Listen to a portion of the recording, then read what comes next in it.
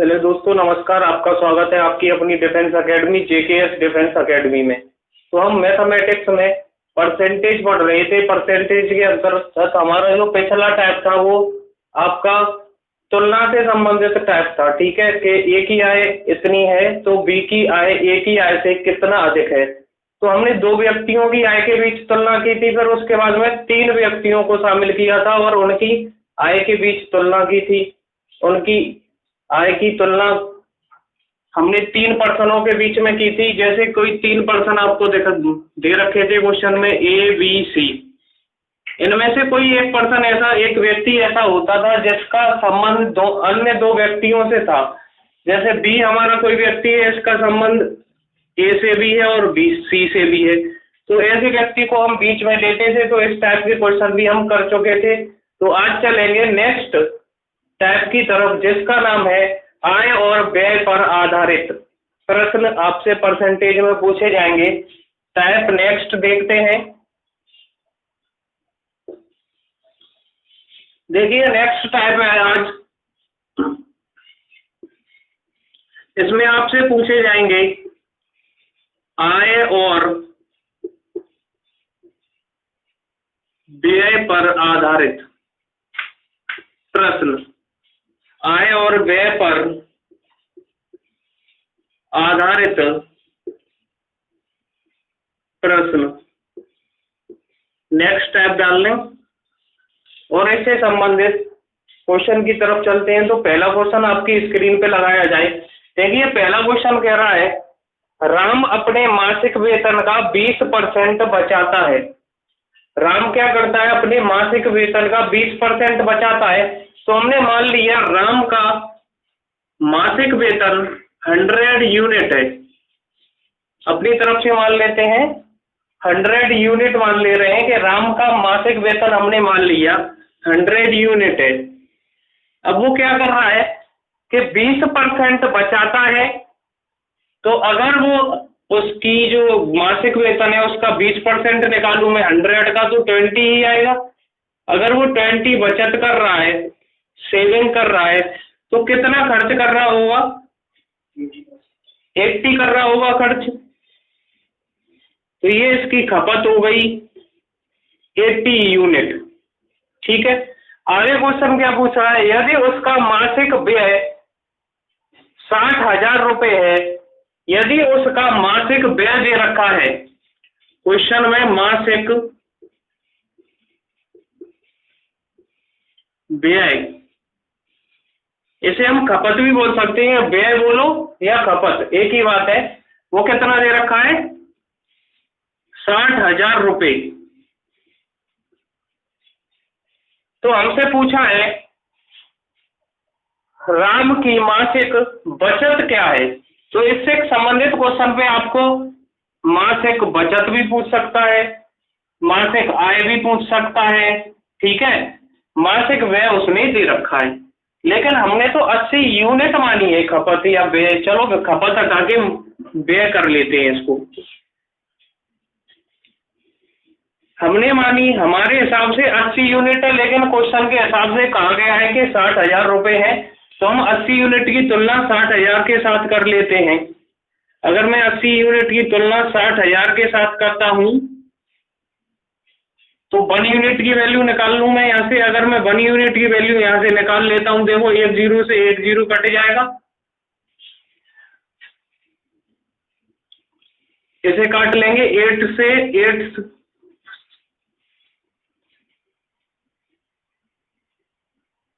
6 या 4 8 6 48 बचेंगे 2, 20 उठ जाएगा। 8 दूनी 16 और 8 5 40, 625 रुपए। 1 यूनिट की वैल्यू 625 रुपए आ जाएगी। तो हमसे बचत हमारी क्या है? 20 यूनिट है। हमसे बचत ही पूछी है, तो इसलिए बचत बराबर, बचत हमारे हिसाब से 20 यूनिट है। तो 20 का अगर मैं 625 में मल्टीप्लाई कर दूंगा तो ये हमारी बचत आ जाएगी रुपयों में। तो देखिए 0 2 पंजे 10 का 0, 2 दूनी 4 और 1 5, 2 6 12, 12,500 उसकी कितनी बचत आ जाएगी? अगर उसका मासिक व्यय 60,000 रुपये है और बचत 12,500 रुपये है। तो इसको अगर मैं इसमें ऐड कर दूंगा तो ये हो जाएगा आपकी 72,500 रुपये मासिक आय हो जाएगी उसकी। अगर मासिक आय पूछता है तो मासिक व्यय और मासिक बचत को अगर हम ऐड कर दें तो वो मासिक आय हो जाएगी, लेकिन क्वेश्चन में केवल मासिक बचत पूछी है तो वो हम आपके सामने निकाल चुके हैं। तो आप इसको आसानी से समझ पा रहे होंगे। नेक्स्ट क्वेश्चन की तरफ चलते हैं, इसे नोट कर लें।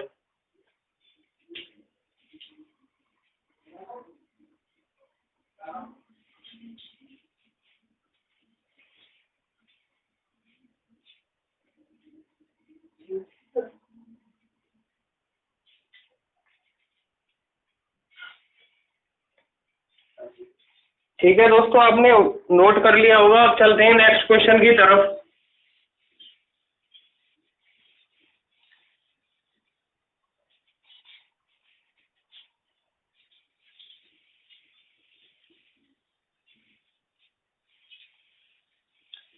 ये जो अभी मैंने क्वेश्चन कराया है इसको हम फ्रैक्शन मेथड से भी कर सकते हैं, उसे हम टाइप 2 या दूसरा तरीका इस क्वेश्चन को हल करने का। जैसे उसने कहा है कि किसी भी किसकी आय, ये राम का जो मासिक वेतन है वो उसमें से 20% बचाता है। 20% बचाता है तो खर्च कितना करता है, वो 80% खर्च कर रहा होगा। जब 20% बचा रहा है तो 20 का मतलब होता है 20% का 1/5, तो 80% का कितना हो जाएगा 4/5। अगर मैं मानूं उसकी इनकम, मासिक इनकम कितनी थी 5 यूनिट, मान लिया मैंने मासिक इनकम उसकी अगर 5 यूनिट है तो वो 5 यूनिट का 80% ही तो खर्च कर रहा है। 5 यूनिट का 80% खर्च कर रहा है, यानी कि कितना खर्च कर रहा है 4 यूनिट खर्च कर रहा है। तो 4 यूनिट की वैल्यू हमारे पास क्वेश्चन में दे रखी है, उसकी जो मासिक व्यय है या खर्च है वो 60,000 रुपये है। तो 4 यूनिट की वैल्यू हमारे पास दे रखी है, उसकी तुलना हम कर देते हैं 60,000 रुपये से। मासिक व्यय उसका 60,000 है, तो इससे 1 यूनिट की वैल्यू मैं यहाँ से निकाल पाऊंगा आसानी से। 15,000 रुपये आ जाएगी 1 यूनिट की वैल्यू। ठीक है, जब अगर उसका मासिक व्यय 4 यूनिट है, इनकम उसकी 5 यूनिट है, अगर मैं मासिक व्यय इनकम में से निकाल दूं तो उसकी बचत आ जाएगी कि नहीं, सेविंग। तो उसकी बचत हमसे पूछी है क्वेश्चन में, तो बचत बराबर मासिक व्यय, मासिक आय कितनी है 5 यूनिट, व्यय कितना है 4 यूनिट, यानी कि 1 यूनिट उसकी आ गई बचत। जब मैं 1 यूनिट में 15,000 से मल्टीप्लाई कर दूंगा तो ये आपकी उसकी क्या हो जाएगी, सेविंग हो जाएगी, बचत हो जाएगी।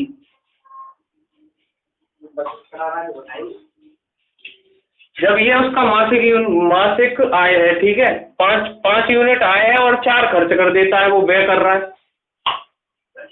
तो बचेगा तो 1 ही यहाँ पे, तो 1 यूनिट वो बचा पा रहा है। इसे नोट कर लें, फिर चलते हैं नेक्स्ट क्वेश्चन की तरफ।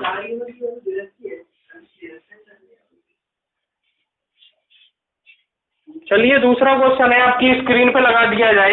एक आदमी 40% भोजन पर, नेक्स्ट क्वेश्चन है, आप पढ़ पा रहे होंगे, स्क्रीन पे लिखा हुआ है एक आदमी 40% भोजन पर 20% किराए पर, देखिए कई पार्टों में उसने डिवाइड कर रखा है। 40% तो उसने भोजन पे खर्च किया है, 20% किराए पे खर्च किया है, 20% किराए पे, आगे बोला है 12% यात्रा पर और 10% शिक्षा पर खर्च करता है। 12% यात्रा पर, 10% शिक्षा पर खर्च करता है, शिक्षा पर खर्च करता है। तो इन सभी व्यय के बाद वह 7200 रुपये बचाता है। यात्रा पर व्यय राशि ज्ञात कीजिए। देखिए सबसे पहले मेन चीज है 40% उसने भोजन पर खर्च कर दिया, 20% किराए पे, 12% यात्रा पे और 10% शिक्षा पे खर्च कर दिया उसने। तो सबसे पहले हम क्या देख पा रहे हैं कि उसका यहाँ से टोटल खर्च निकाल ले रहे हैं हम। तो 40 और 20 60 हो जाएगा, 60 और 10 कितना हो जाएगा, 70 और 10 12 कितना हो जाएगा, 82%। अगर उसकी इनकम मान के चले हम 100% थी, अगर उसकी इनकम 100% थी और उसने 82% उसमें से खर्च कर दिया है, तो उसकी बचत कितनी होगी, बचत कितनी होगी 18%। लेकिन बचत का वैल्यू उसमें दे रखा है क्वेश्चन में, आप देख पा रहे होंगे स्क्रीन पे 7200 रुपये बचाता है, यानी कि 18% की जो वैल्यू दे रखी है वो वैल्यू दे रखी है उसने 7200 रुपये। 7200 रुपये अगर वो बचा रहा है तो हम यहाँ से 1% की वैल्यू निकाल सकते हैं।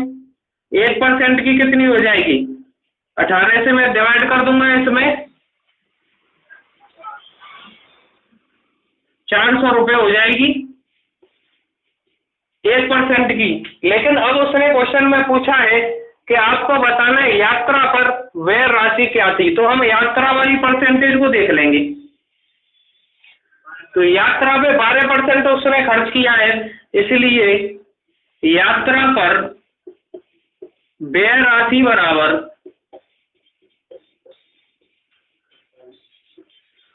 12%, 1% की वैल्यू 400, तो 12% की वैल्यू 12 से मैं 400 में अगर मल्टीप्लाई कर दूंगा 4800, यानी कि उसने यात्रा पर 4800 रुपये खर्च किए हैं।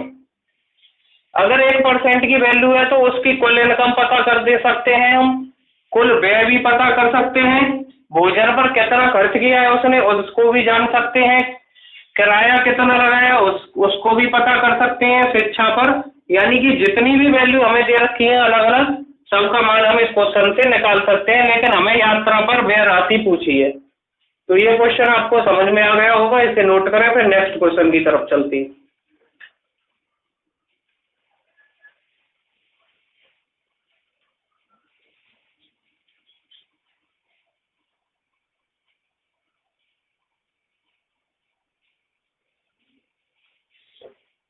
चलिए देख, ठीक है, आपने नोट कर लिया। चलिए नेक्स्ट क्वेश्चन आपकी स्क्रीन पे लगा दिया जाए।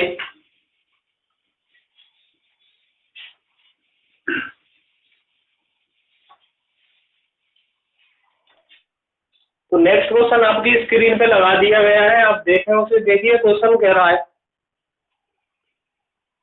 एक आदमी या ए अपने वेतन का 30% भोजन पर व्यय करता है और 3% एक धार्मिक ट्रस्ट में दान करता है। तो ए जो है कोई व्यक्ति है, वो अपने भोजन पर कितना व्यय कर रहा है, 30% व्यय कर रहा है भोजन पर, और कोई धार्मिक ट्रस्ट है, धार्मिक ट्रस्ट, उस पर वो 3% व्यय करता है अपनी आय का। आगे कह रहा है क्वेश्चन में, वह इन दोनों पर 2310 रुपये खर्च करता है, तो ए का वेतन क्या होगा, तो ए का वेतन क्या होगा। देखिए मान लें हम उसका 100% वेतन है, ठीक है, 100% में से वो 30% क्या कर रहा है, इनको 30% तो वो 100 का 30% भोजन पे व्यय कर रहा है, और 100 का 3% किसी धार्मिक ट्रस्ट में दान में दे रहा है। 3%, 100 के दोनों पार्ट हैं ये अलग अलग। 100 का 30% तो भोजन पे व्यय कर रहा है और 100 का 3% किसी धार्मिक ट्रस्ट में दे रहा है। तो इस प्रकार वो कुल मिला के 2310 रुपये खर्च करता है।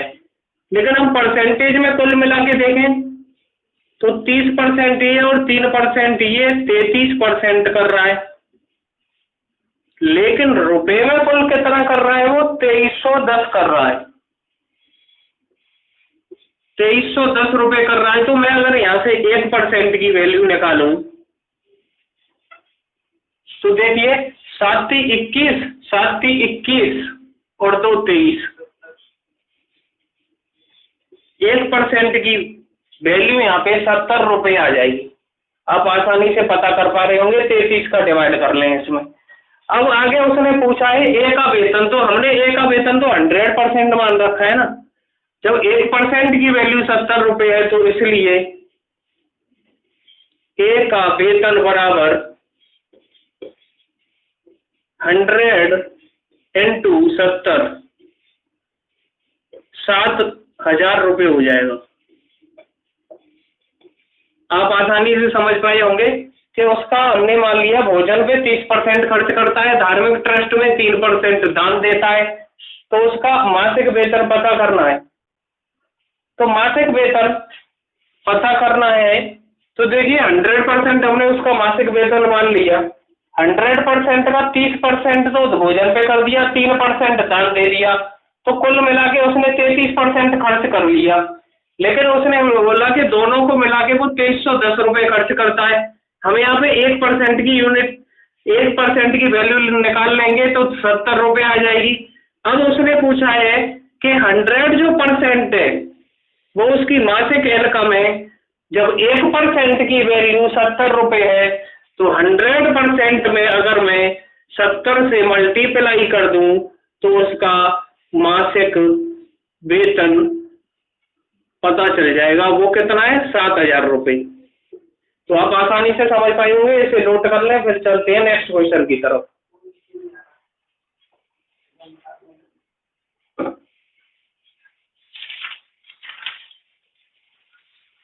चलिए नेक्स्ट क्वेश्चन आपकी स्क्रीन पे लगा दिया जाए।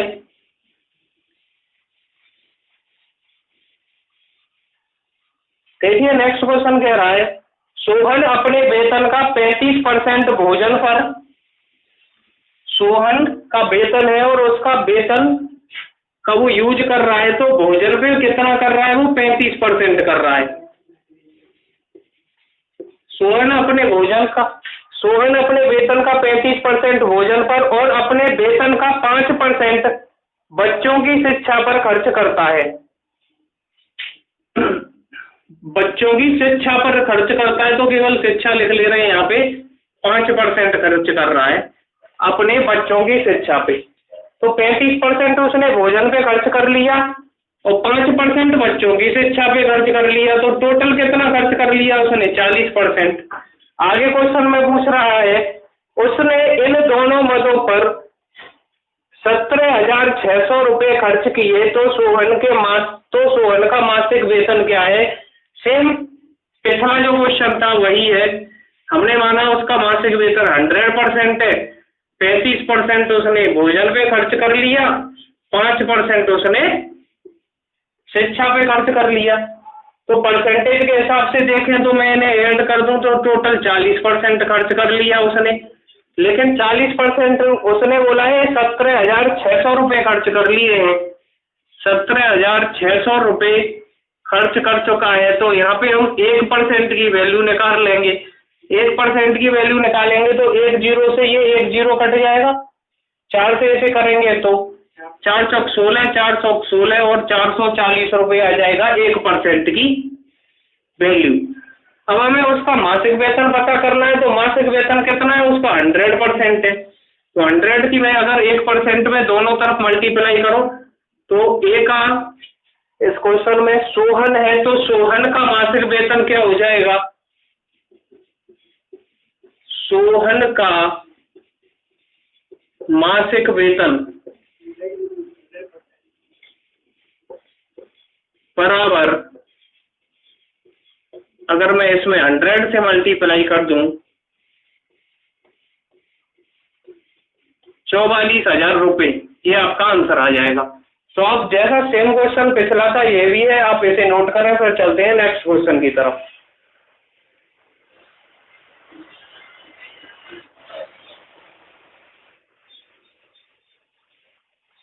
चलिए नोट कर लिया होगा आपने।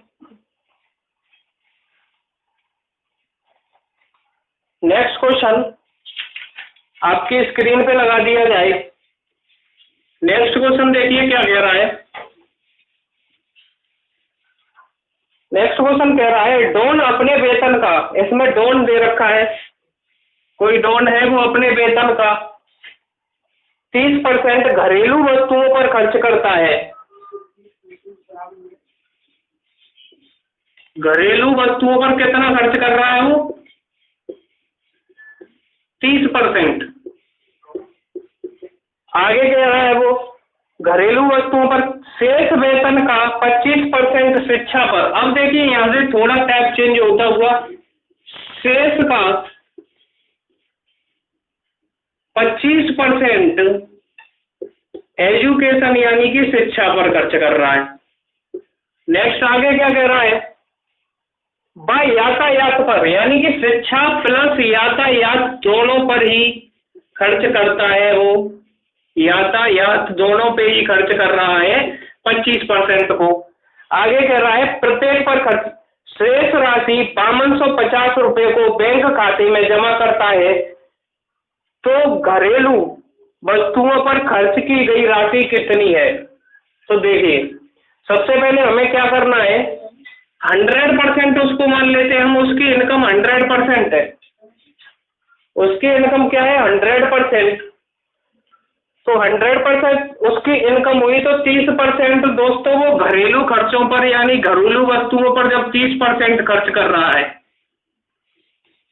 तो शेष कितना बचेगा? 70% बचेगा। अब जो आगे बोल रहा है शेष का 25%, यानी कि अगर मैं 70 का 25% निकालूं, शेष का 25% यानी कि 70 का 25% निकाला जाए तो हम क्या करते हैं, यहाँ 25% 70 का होगा दोस्तों, ना कि 100 का होगा, ये ध्यान रखें।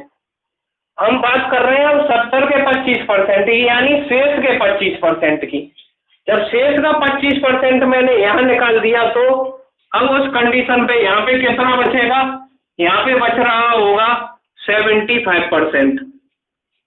शेष का 75% ही तो बच रहा है यहाँ पे। आगे क्वेश्चन में बोला है कि 25% शिक्षा पे प्लस यातायात। उसने क्या बोला है? प्रत्येक क्वेश्चन में एक कंडीशन और दे रखी है, यहाँ पे एक ध्यान रखें, थ्योरी पढ़े जब, प्रत्येक। अब देखिए प्रत्येक का मतलब है 25% शिक्षा पे और 25% यातायात पे अलग अलग खर्च कर रहा है। तो हमारी दो कंडीशन है, शिक्षा अलग है, यातायात अलग है।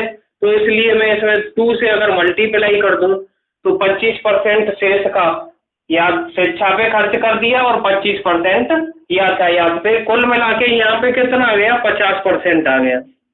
अब इस कंडीशन में यहाँ पे 75% नहीं बचेगा, इस कंडीशन में बचेगा यहाँ पे 50%। तो दोस्तों थ्योरी को भी ध्यान देना बहुत जरूरी है।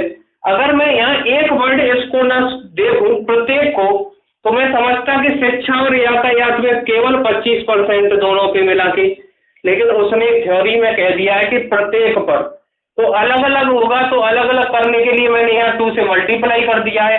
तो 50%, 70% का 50% उसने शिक्षा और यातायात में किया और 50% शेष पर।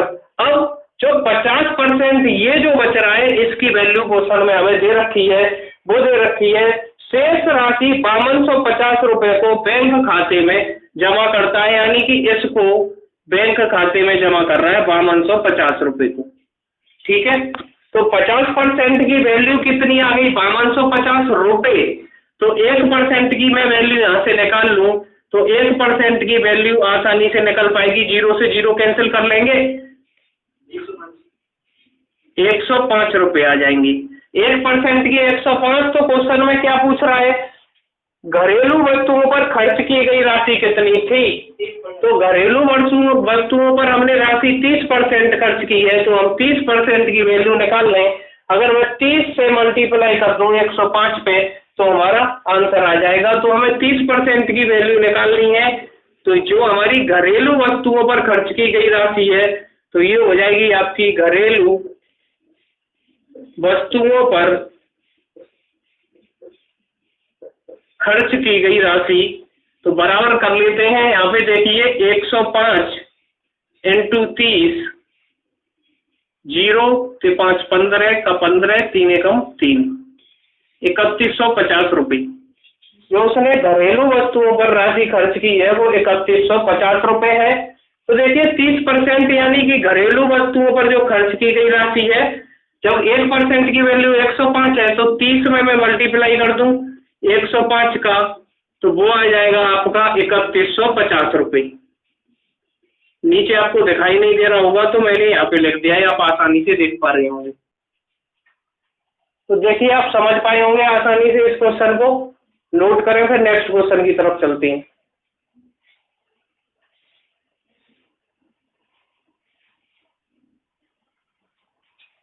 नोट कर लिया होगा दोस्तों आपने। चलिए हम नेक्स्ट टाइप की तरफ चलेंगे। टाइप हमारा चेंज होगा यहाँ से। अब जो आपका नेक्स्ट टाइप चलेगा, आपने ये क्वेश्चन नोट कर लिया होगा, आपका जो नेक्स्ट टाइप चलेगा वो चलेगा अब चुनाव पे आधारित जो प्रश्न होते हैं कि एक मतदाता है, एक उम्मीदवार है, उसको मतदाता ने इतनी % वोट दिए हैं, दूसरे को इतने % दिए हैं, तो जो चुनाव जीतने वाला उम्मीदवार है वो कितने % मतों से चुनाव को जीता है, और जो हारा है चुनाव वो कितने % मतों से हारा। तो परसेंटेज में भी पूछ सकते हैं और मतों की संख्या भी पूछ सकता है। कुल कितनी पोलिंग हुई, कुल कितनी वोटिंग की गई, उससे संबंधित क्वेश्चन भी पूछे जा सकते हैं। तो नेक्स्ट टाइप जो है आपकी वो है चुनाव पर आधारित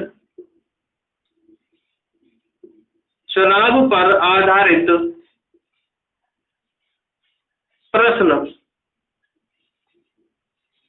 चुनाव पर आधारित प्रश्न। तो आपका जो नेक्स्ट टाइप चलेगा ये है चुनाव पर आधारित प्रश्नों से संबंधित।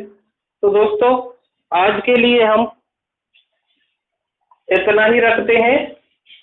आपका जो नेक्स्ट टाइप है चुनाव पर आधारित प्रश्न, तो चुनाव पर आधारित प्रश्न होगा वो वाला टाइप हम आपको कल से चालू करेंगे, क्योंकि टाइम काफी ज्यादा हो रहा है। आज की क्लास में ये जो टाइप है आपका एडजस्ट नहीं किया जा सकता, क्योंकि इसका बेसिक तैयार कराना पड़ेगा पहले, फिर उसके बाद इससे संबंधित क्वेश्चन लेके आएंगे। तो इस टाइप को हम कल पढ़ेंगे। आज के लिए इतना ही काफी है। तो हमसे जुड़े रहने के लिए दोस्तों JKS डिफेंस एकेडमी को लाइक, शेयर तथा सब्सक्राइब करना ना भूलें। बहुत बहुत धन्यवाद। जय हिंद।